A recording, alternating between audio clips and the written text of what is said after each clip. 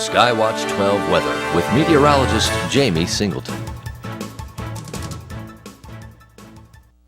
And welcome back to Rise and Shine. Tomorrow, we were just discussing off the air, is Election Day. Finally, all these ads and everything you've been seeing coming to an end in a last-ditch resort. I don't think we've made the decision, Kevin and I, not to cover the election here on Cable 12 because the local races far down the list as far as what's going to be going on the national level. Not that any race isn't important, but of course everyone's going to be glued to the national networks, we think, with the presidential election. So last year we had the sheriff's race and a lot of local races, and we were able to do that on Cable 12. And as we see it, this is more of a national story, so we're going to let the national networks handle that. But do get out and vote. Your vote counts, especially we're here in a swing state, folks. And, you know, we're not going to say, Dick's not going to say what his political views are. I'm not going to say what Cable 12's is or what mine is. But either way, we're going to vote. And in Virginia being the swing state that it is, and we've got Virgil Goode on the ballot, that adds an extra kind of interesting aspect to it. I spoke to him not too long ago. It's kind of neat to speak to a presidential candidate officially, and he's excited about getting some votes there. So anyway, our Election Day forecast tomorrow for Tuesday, a mix of sun and clouds. Temperatures, if you're waking up early and getting the voting done early tomorrow, going to be chilly. Upper 30s, lower 40s. If you're going to be getting off work, looking at upper 40s, and so it'll be getting a bit warmer as the day goes on, but certainly a day where you want to have the jackets, coats, and gloves in hand first thing in the morning. And of course, they'll hand you the sample ballots from both parties if you're going out there as well. So just be advised of that. You know the drill. And we also, I believe, had new voter registration cards issued during the year. I know I got mine, so make sure you know where you need to be voting to avoid the confusion, and we can hasten the process and be able to see the results on television live. Winds will be out of the southeast at 4 to 8, so we don't foresee any major problems, of course, to the northeast and basically D.C. and north with Sandy. And even in the West Virginia where the power was out from all that snow, they have emergency generators in place and alternate ways to go about voting. And if you remember, the last time we actually had a situation where we had a big weather event right before an election was locally here during the flood of '85. It was election eve.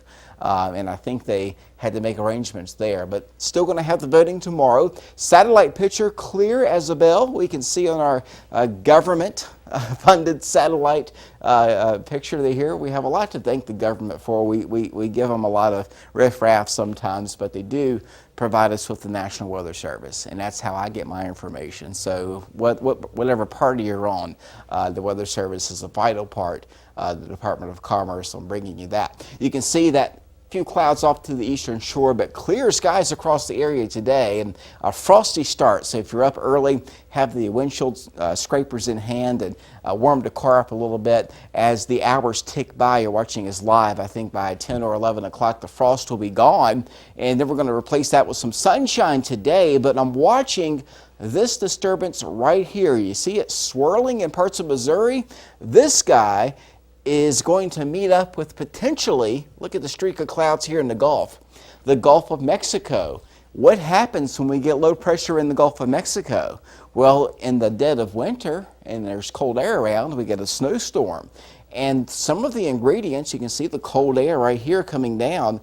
Some of the ingredients are there. This is a closer look, by the way. This is Kansas, Nebraska. There's the swirl that would possibly induce low pressure in the Gulf and ride it up the coast for Wednesday into Wednesday night, and into Thursday for the poor folks in the Northeast. So another nor'easter coming their way, not nearly as strong as Sandy, but of course it would have some snow on the interior sections across the Appalachians just to our north, and some heavy rain and wind right along the coastline under hurricane force, but still something to watch. And we could see some local effects of that here as early as Tuesday night. Today, high temperatures with some sunshine, back to 51 Boone's Mill, 52 Rocky Mount, 51 Callaway, low 50s through Ferrum and Henry, 53 Smith Mountain Lake. By the way, wasn't it some great chili at the Chili Festival? festival, Dick. That's our tradition, Dick and I and Dee, and we had Will came along too and helped taste some chili, and we'll be bringing you that coverage on Cable 12 very soon. But it wasn't 53 at the lake. It was more like a 153 with some of that chili going on down there, and another gorgeous day at Smith Mountain Lake with lots of blue sky there, and not much of a breeze today. 52 Pinhook, 52 in the Snow Creek as well. Nationally, much of the country is dry. It doesn't take very long for you to notice the system I'm talking about. Right now going through Missouri. Now, optimal snowfall forecast for us, we want the low, this thing, to come out of Texas and ride the Gulf Stream and kind of come up the East Coast. This is going to dive down and then move up the East Coast. So the current thinking is it's going to be too far east once it gets to our area, maybe by a couple of 100 miles to do anything big. However, one computer model, the European computer model, brings it a little bit closer into Richmond. So we could have an I-95 rain snow situation coming up for late Tuesday into early Wednesday.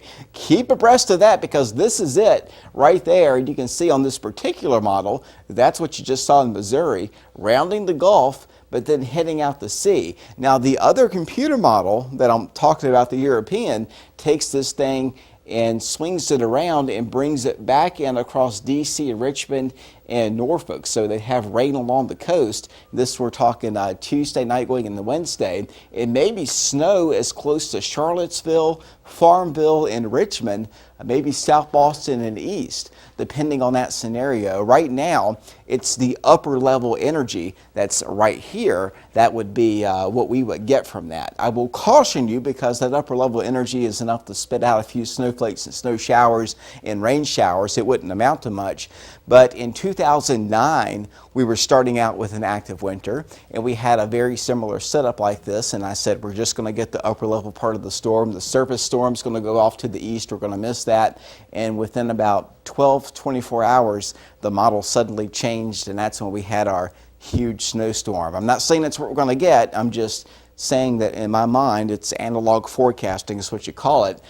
Don't be surprised if this changes a little bit, and if we see this hug the coast more, the impacts on our area would be greater. So the timeline to watch would be Tuesday night through Wednesday night, and right now the official forecast, what I'm thinking, no big deal. Okay, so I'll let you know if it becomes a big deal. But you can even see here on our temperature map, the cold air is there. Not terribly cold, but it's cool. And look very closely at where the center of the low goes. It goes right across Florida and then it goes out to sea, but eventually hits the northeast with some pretty heavy snows there. And this is what's probably most important. Temperatures and precipitation into pink. This is Virginia, and you can see the low pressure system trying to organize in the Gulf, and it ends up off the coast of off Hampton Roads there and off the coast of the Outer Banks. Again, just about 200 miles to the west, and we're talking about a snowstorm. So if that changes, I'll let you know about it. But right now it's been consistently off the coast and nothing to worry about. But it could be a harbinger of things to come in a very active winter that we're foreseeing. Okay, so for today, our Monday, scraping the frost away the next few hours. Mostly sunny this afternoon and 52. 31 tonight, so that means we'll be waking up to 31 for Election Day tomorrow, and then by the afternoon only 49 for the afternoon high. Remember, we've got that storm that will be approaching. We may not see the big effects from it, but we're going to see a few clouds by the afternoon, and so go out and vote. Nothing to worry about there weather-wise. As we go home and watch the results come in the middle of the night, say toward 11 o'clock, midnight or so, Tuesday night going into early Wednesday, we may see it spitting some snow. And I literally mean maybe a few snow showers at most toward West Virginia, and maybe some light snow early Wednesday, but we're talking flurries and snow showers. Okay, people hear the word snow, they think automatically accumulations. Not the case right now, the way we're looking. That would change over to a few rain showers Wednesday with highs back to 50. It will become breezy, and I know you're tired of the wind, but that comes back into the forecast as things clear out and warm back up. So whatever happens Tuesday and the Wednesday won't be around long. It's not going to be that big a deal anyway, but 25 mile an hour winds Thursday 61, Friday 68 and sunny, so we get some reward after all the bad weather we've been dealing with. We'll touch about 70 going into next weekend with plentiful sunshine, overnight lows in the 30s to the lower 40s. So that's my standing on the soapbox and telling you to get out and vote. Again, I'm watching Wednesday for you very carefully. Right now it doesn't look like a big deal, but if things change just a little bit, keep us on Facebook.